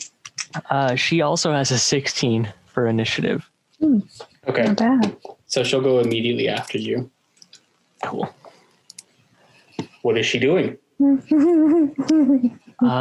She can only target a frightened creature. And it has to be within 30 feet of her, bud. And it's like 90 feet up. 90 feet. I forgot that he's in the air. I know we were talking about that, but I was reading all my stuff. If only we had Earthbind. What are you doing, hag? I'm so mad. The hag is essentially useless because the rock is in the air. I really didn't want to say anything to you. I'm You sorry. should have. I had a backup plan. All right. She screams at him. I dropped the spell. I realize it's going to be stupid, and Kime gets mad and drops the spell. Oh, okay. The sea hag goes, Muted culture. and then disappears. The sea hag is so happy to be back Culture, in the you're muted. Feywild. You're still muted, buddy. He's so. I am muted. Oh my god, I was muted through all my screaming. Yeah, you I'm were so talking sorry. so long. I was talking for such a long time. I'm so sorry. I was just like, Kime, keep it. She might come to the ground. It's totally cool. Like, don't worry about it. It doesn't matter. The hag will be so useful. Just bring it to the ground. We'll all fight to bring it down. Yeah, Do you don't wanna drop keep it. Don't drop it. I mean, I'm sorry, Kime. I'm screaming at my useless microphone. I'll keep it. I'm not happy about it, but I'll keep it. Sea But you hag don't is need to- rolling Twisted the- action. You don't have anything else that's like a concentration to use right now, so this is perfect. It's totally fine. All right, next Drop up is it when you Theo. have something else to use. It's totally fine. Can Theo make an Arcana check to try to figure something out? What do you want to figure out? If Theo attempts to banish this thing, do Rook and Dream get banished as well? No. Mm-mm. Banished is a single target. They'll just drop to the ground. They will have to deal with all the fall damage. You still have your Fine. fly spell going. I don't. You dropped it? No, but I mean, like, do we have that much concentration left? Yeah, I mean, it was 5 minutes or so to get here, so you still Yeah, have 5 so minutes. I on saw the spell. 5 minutes. Yeah, no, okay, yeah, totally. Okay, Banish it. because literally this entire battle we've all been assuming. That would have been scary if it was dropped. Yeah, because Theo's going to take a lot of So, damage. yeah, I mean, without your Arcana check, knowing your spell, you know exactly what Gimbo was saying. Woof. Okay. Can I go? All right. So it is currently 101, so 105 feet away from me. So I'm going to move Okay. 60. I'm going to move balls. Can't do it. Too far. And honestly, if you banish it, I just figure it gives us time to regroup. but I would lose my rage. Okay, next plan. Can I center something off target so if it's a 10-foot radius, it doesn't hit Dreamin'? That's what I've been doing for Fireball. Okay, cool. Go for it, bud. Then I'm still going to move 30. Oh, God, it's still too far. God damn it. You have 60 feet of movement while you're flying. Oh, hello, Hank. Thank you so much. Okay, so move 60 feet towards it. And can I get a dexterity saving throw from it, please? Dex save is going to be 16. You bastard. All right, well, so Theo thrusts his shield towards the rock and starts screaming to Kellenvor, and a giant fiery column of flame 10 feet radius comes down on one of its wings. It takes half damage. Yeah, so let me deal that right now. So you catch it mid-flap as it brings in its wing and sears just the tip of the wing. Do you need it broken down between different damages? Broken down because it's a wing. It just does half damage for just... I just should know there's resistance. No, roll the full, and then, just takes half. Okay. That's that.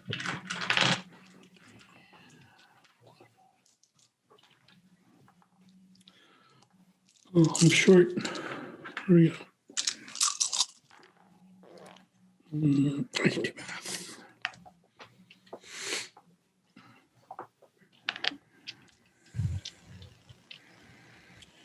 That's 15 damage. 15 damage? Okay. Is that halved already? That's halved already, yeah. Okay.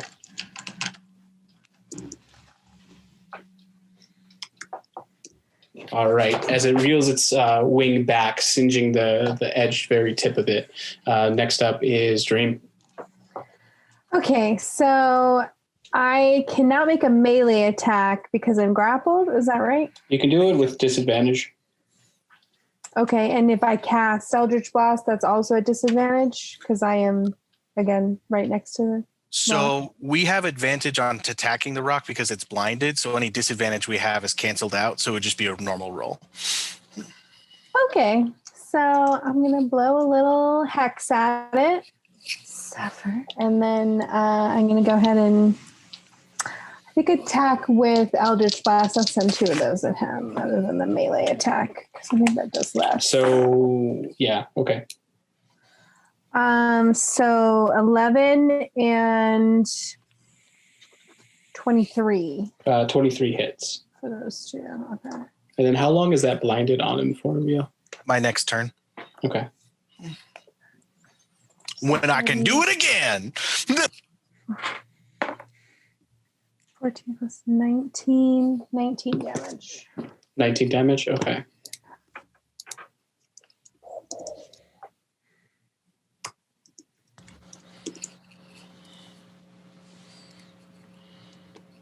All right, as you shoot out your Eldritch Blast, one going wide, one connecting with the side kind of rib cage of the giant bird.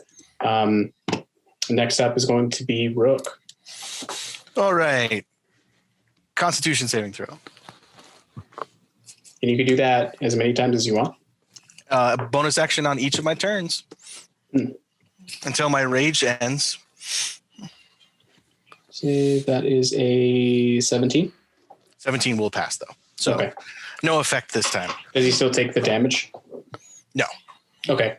So as you call the lightning to you, it kind of jeers out of the way and just misses the rock as it grazes its back. It is not lightning. It's literally a laser beam from my chest, like Iron Man. A laser beam. All right. A pulsar blast, a repulsor blast. Wild magic is weird. What are you doing now? I'm going to recklessly attack him, thus giving myself overcoming my disadvantage. Okay. I'm going to attack him twice.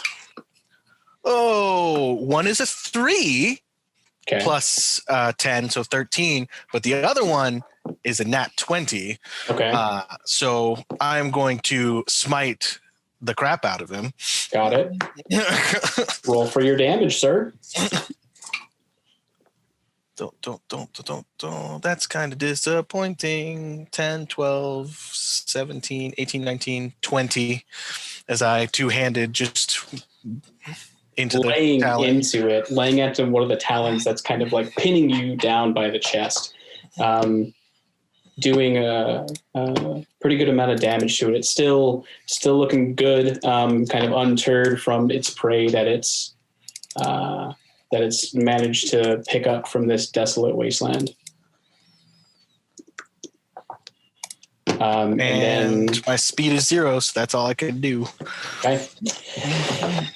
Next up is the rock. So with you still restrained and grappled, it's going to fly another 90 feet or 120 feet into the air and do another 2 beak attacks on you. So the first one is a natural 20. Second one is a 23. Sorry, for the record, Mark, I never moved my token closer, so I'm moving now. Okay, cool. How far up did they go? 120 feet now.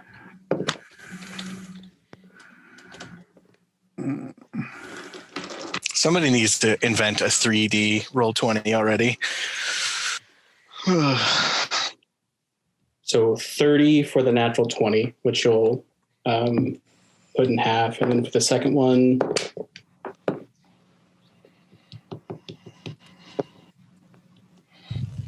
$21 for the second one. Okay. So I'm not looking that great, by the way. It's 210 feet in the air. 115-ish. Next up after its turn is going to be Gimbal. Okay, so I'm going to move 1, 2, 3, 4, 5 here. Can somebody tell me what my distance is? Yeah, give me 1 second. 25 by 210. That's a steep angle. You are 217 feet away. I got nothing. I can't do anything. I know. No, I don't think freaking any of us can. I am going to hold a firebolt for if it comes into range. Okay. What's the range on Firebolt? 100 and range of 120. Okay. Mark, does this thing even look like perturbed? It is close to bloodied. Oh my god. Close. Next up is Kime. Okay. How do we get it to come back down?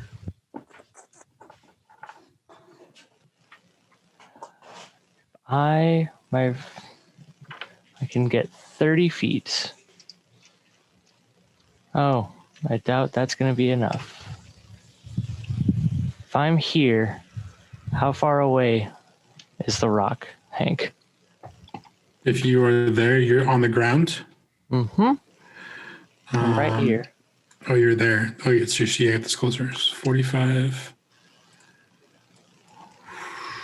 220. I cast Earthbind. What? I scrolled and found Have Earthbind? It's for druids. I didn't realize that. All right. And what's the range on Earthbind? It's like 300, right? 300. Okay. It is concentration, though, so everybody would buy to Mrs. Ursula. What save is it? Strength save. Strength is not very good. Oh, wait. Strength is actually really good. It's 21. Yeah, it passes.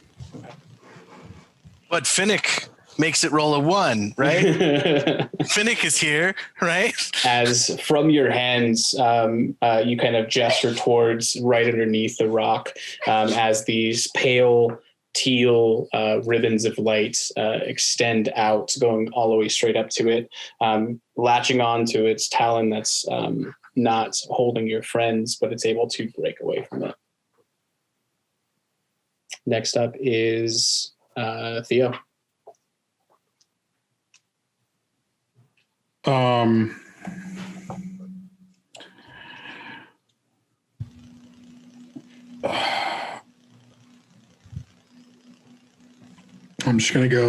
gonna go up and try to follow it. Okay. My roll 20 just crashed, so. How far away are you right now? So it went, oh God.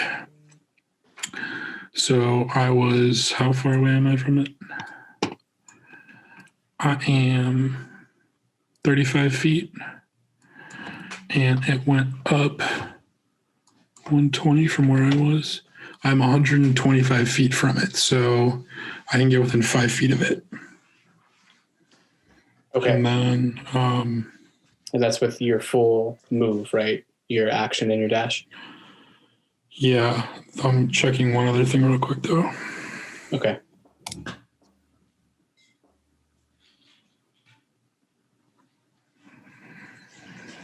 Kitty.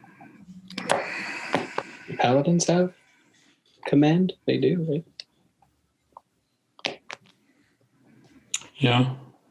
I don't have it prepared. Oh, wait, no, just kidding. He doesn't speak Don't English. use it. He's just stupid. Woof. Yeah, I think that's all I can do. Okay, so you're within 5 feet of it right now. Yeah. Okay. All right, next up is Dream. Okay, Dream, we just got to get it real low, and then I'll sleep it. I have no way of making it do anything, so I'm just going to keep attacking it. But I'm just saying, if we get its HP real low, I can sleep it. Oh, I'm sorry. Okay. Can I retcon that I did something? Sure, what are you doing? Bonus action. Okay. Casting Sanctuary on Rook. Okay. That means I can't attack, though, right?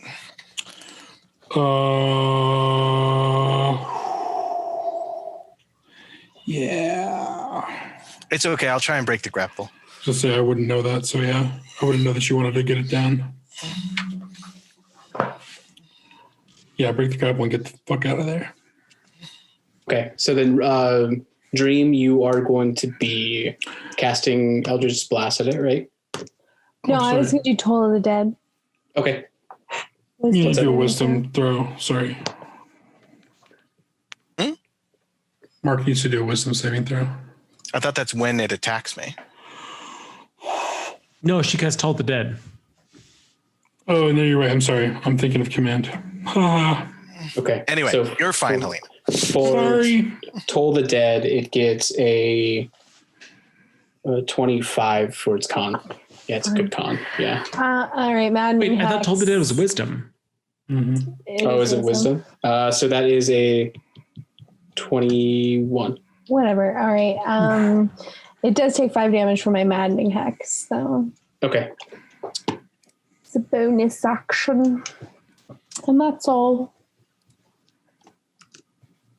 All right. Next up is going to be top of the round, Rook. All right. I'm raging, so I'm going to try and break free. Oh, it's a 19 plus 9. Yep. You're definitely out. So you're able to break you and Dream away from its talon. Okay, and then I'm going to fly at an angle 60 feet. So I don't know how. Oh, now you're just asking for trouble. Yeah, damn. I'm trying to bring it closer to you guys. Is Okay, it still so- blinded? No, not anymore. It's about to be. 60. Give me, oh God, how far down do you want to go? Give me a number. Oh, I just want to fly 60 feet straight down. So, I mean, at an angle. So if I'm 210 feet up, it would be like, what, half that? So I'm like 30 feet closer? I don't know. If you're going 60 feet at an angle. So, oh, good Lord. I hate math sometimes. Here, I'll go 30 you feet. Just go down. Well, because that doesn't bring it actually closer to you guys because I can just straight back up. I'm trying to bring it laterally. Oh, got it. I know the math is hard, but I'm trying to help. No, I understand. So 60 feet as the hypotenuse. Right, but then I got and I'm 210 feet in the air, right? So 210 is one, and then 60 is the other. So I just need the horizontal movement. What? So we're 210 up, and then I'm going 60 feet at an angle. So I just need the horizontal movement. Reverse triangles. There we go. Hold on. I got this. 210. So much math. All Mark's fault. Okay, so It's all you guys' fault. Oh, I want to fly. All right. So if you're 210 up and you come 60 feet, then it's 220. That's not right. I'm going to assume it's 30 feet and move 30 feet that way. 1, 2, 3, 4, 5, 6.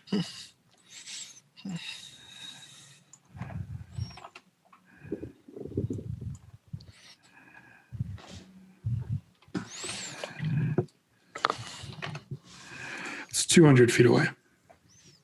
Or, I mean, yes, yeah. Oh, wait. I need to know who you're moving towards and all that kind of stuff. I can't just like. I'm trying to move towards the ground, but at an angle. It's fine. Can it make a con save real quick? 13. Okay, that fails. So it takes 2 radiant damage and is blinded, and then we'll just fly 60 feet horizontal and then just stay at our current height, I guess. No, we'll just go 30 feet and then 30 feet down. There. So let's say on 15, yes, 30, 25, 30, and then 30 straight down at a right angle, and boom. Okay, so that's 42 feet closer. Okay. Next up is the rock. It is going to see if it can see you. It automatically fails all ability checks relied on sight. It's not really an ability check. It's just trying to see you. I know. I'm just Right. I just read blinded. That's all. It is not able to kind of purse you out or anything else as it's blinded. It is going to.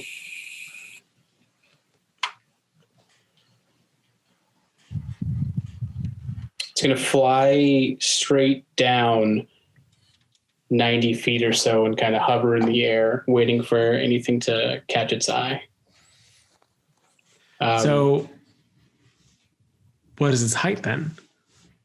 Okay, so hold on. I'm building a map real quick. Give me like literally. I know. Okay, so Eagle. we'll say it went a full 120 back down, so it's now 95 feet off the ground to make it easy. So Okay. then it is in range of your firebolt. And Dream, you're attached to Rook, right? Yes. Yeah. Okay, so it's immediately in range of my firebolt, and my firebolt is a 22 to hit. That hits. Okay, so that is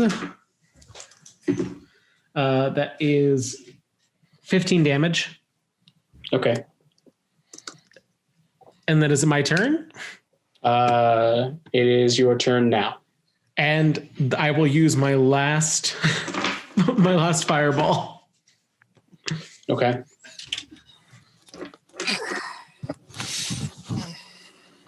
Dex save from Blindy Boy.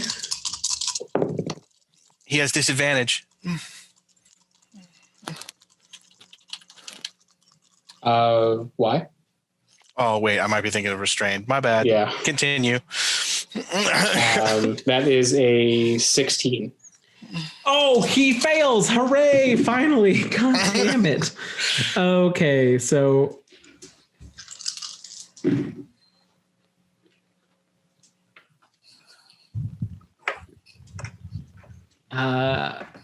Whammy, whammy, whammy. 28 damage. 28 damage. All right. Because it's 10 plus 18. Yeah. All right.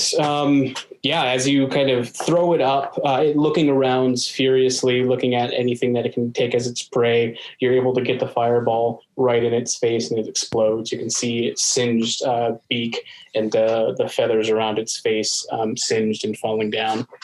It's looking very angry. Next up is Kime. So it is, what did we say, 90 feet off the ground? Yep. Okay. I'm still decently far from it. So, and how's it looking? It is, it's had better days, but it's still not looking rough. You're 105 Oh, it's not feet away bloodied from yet? it. It's bloodied, but it's still not, you're still far away from killing it. I'm 105 feet away. Yeah, giant eagle and fly 80 feet towards it. Okay. That's going to destroy your sea hag. It's already gone. He already got rid of it, yeah. And actually, technically, concentration is retained into the wild shape form, so. I mean, my concentration was broken when I tried to earthbind. Well, I'm just saying. Yeah.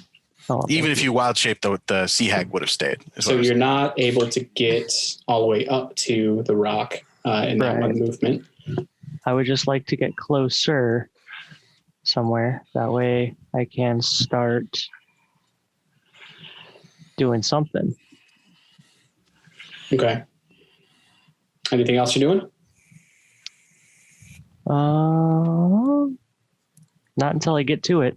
And then Okay. it's going to get some talons and some beaks to it. Next up is Theo. What are you doing?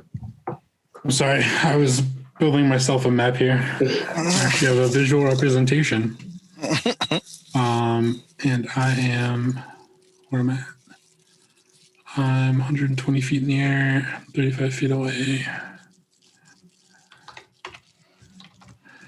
So I'm exactly 125 feet.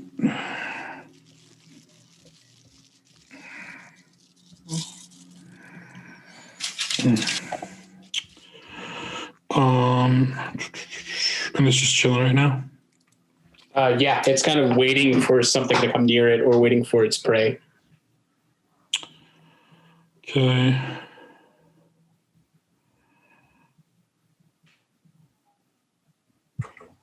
Oof. I don't know if I have anything I can do. I'm going to.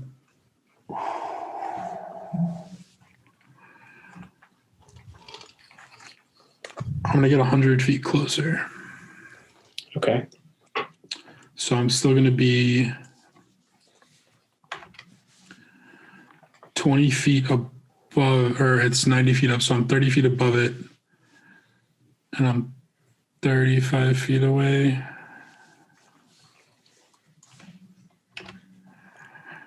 So I'm 45 feet away from it, technically. What are you doing? Nothing. I don't can't do anything. Okay. Next up is Dream.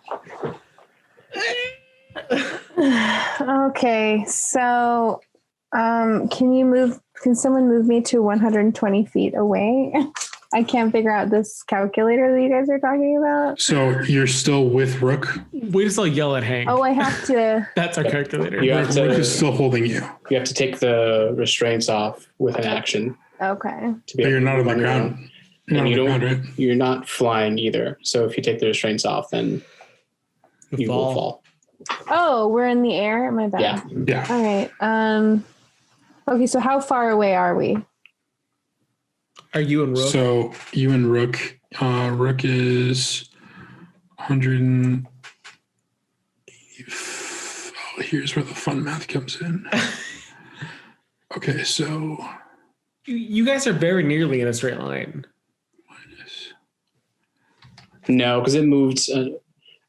It moved down. Down, but down to 95 feet, and they were at 200 and some feet, right? You went down some though, earlier. You're muted, Rio. We went 30 feet down, so Yeah. we're at.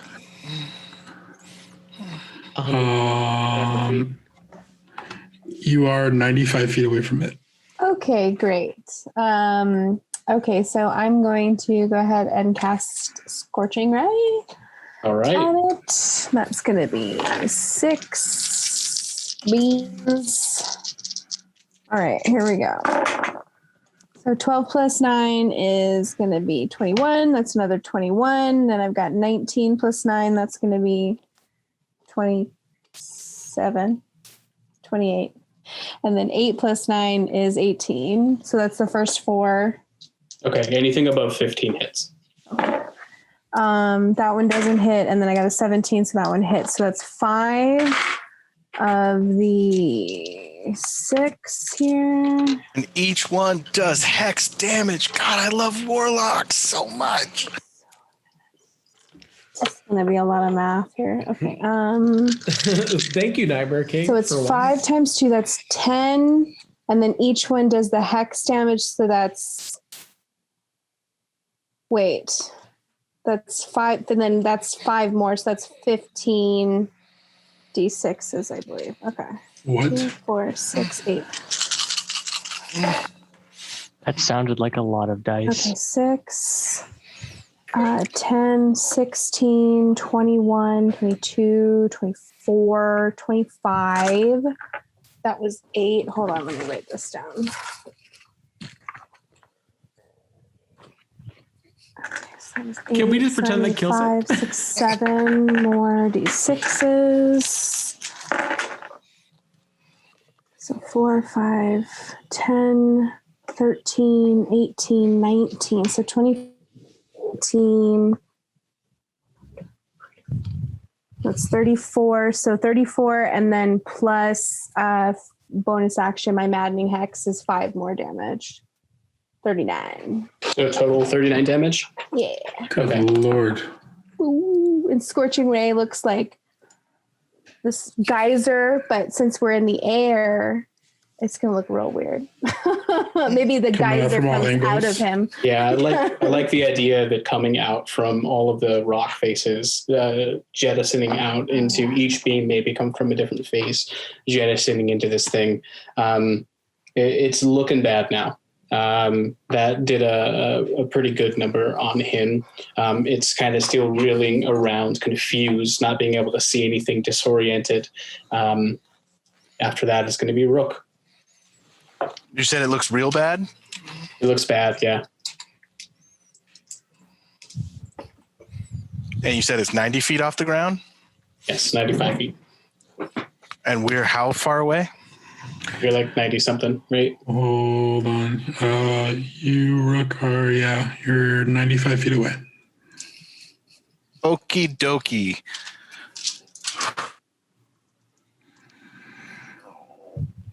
$16.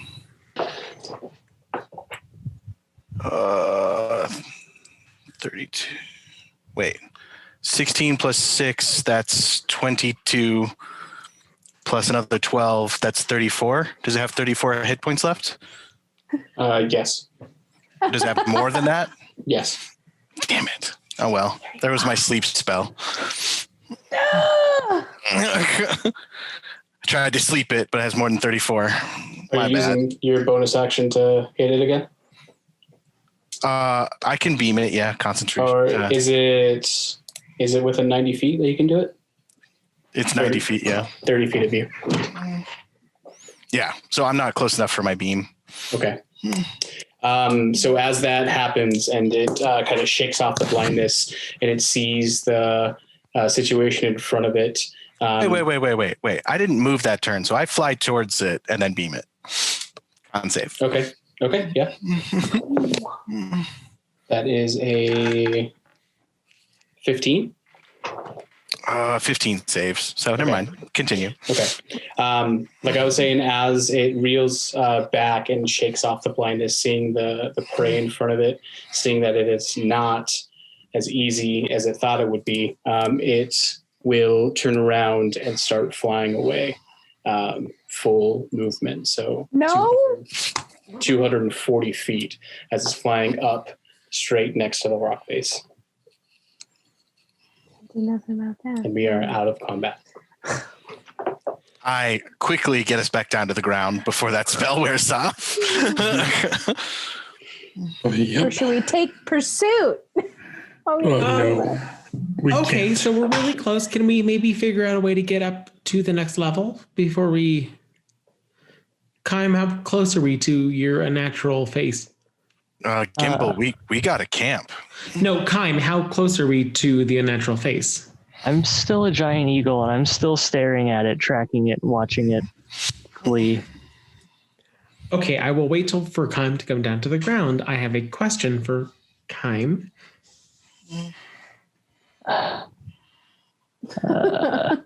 After I can't see it anymore, if it leaves, if it goes that far, then I will fly back down and turn back into Kaim. How close are we to the unnatural outcropping now? You're still about a little less than 1.5 miles away.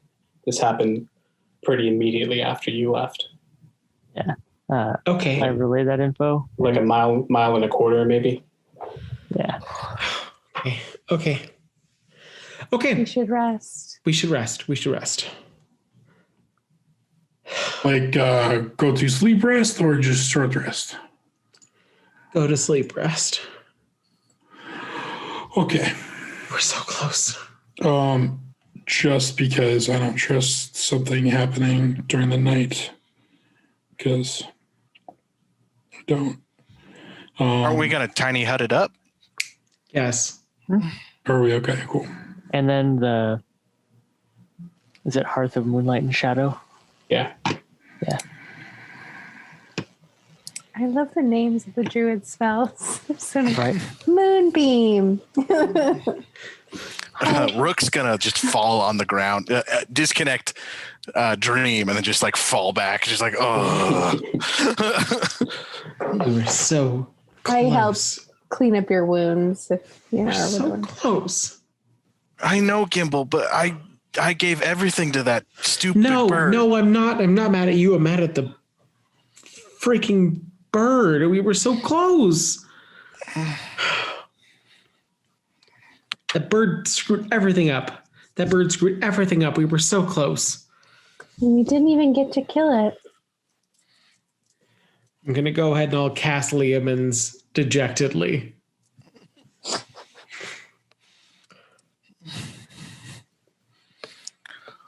I make food or something and Okay. plan to. Oh, can you imagine how delicious that bird would have been? Oh my God. So much meat. We could have fed all of Steel Cry. Maybe we haven't seen the last of that bird. I really wanted that sleep spell to go off and it to just plummet to its death. Ooh. As you guys settle in for the night, kind of considering all the events that took place, is anyone doing anything special? I fall asleep almost immediately in classic Rook fashion. Okay. I look at my wallet photo of my mother. It's like, we're so close. I promise you, we'll get there soon. Please just hold on, please.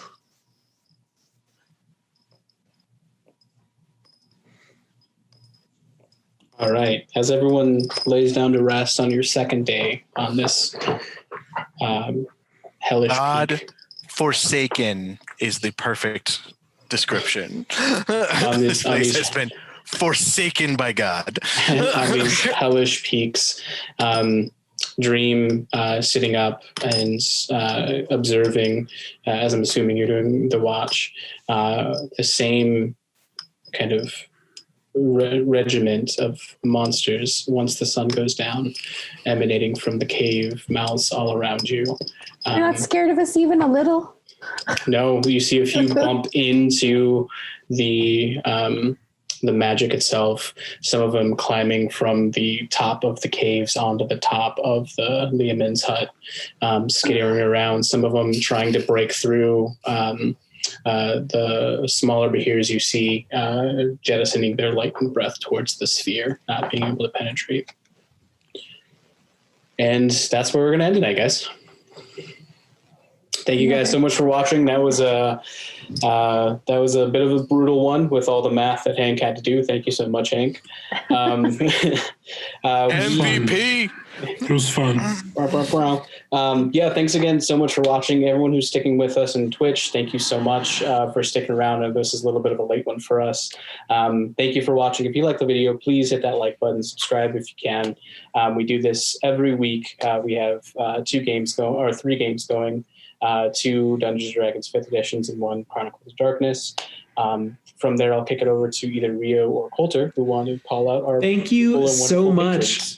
Yeah, thank you so much for our patrons. We are so appreciative of Sparky and David Lugo and David Lugo and David. Flop those around. And Daniel, Scott, Alistair, and Rio's mom. We are so appreciative of all of our patrons that are joining us. But if you have any questions, comments, concerns, or corrections, you do not just have to be a patron. You can comment on our video. You can comment on any of the social media that is linked below. And we'll be happy to answer you. We love really all of the questions. We love comments in general. We're so excited about seeing. So please continue to do that. We've had a blast with everything that's come through so far.